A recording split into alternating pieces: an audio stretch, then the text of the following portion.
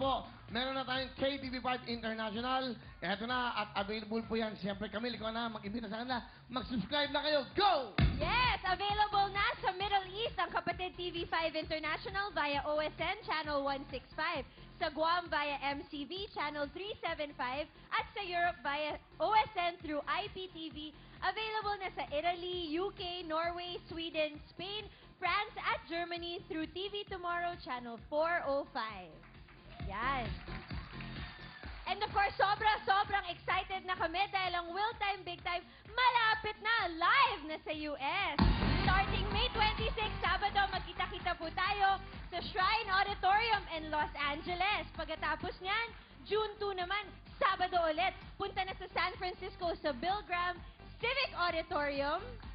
Sobrang excited na kaming lahat. So for ticket reservations, please call 1-800-745-3000 or go to Ticketmaster.com. Thank you very much, Camille. Ulitin lang po namin. Malapit na po. Ilang tulog na lang.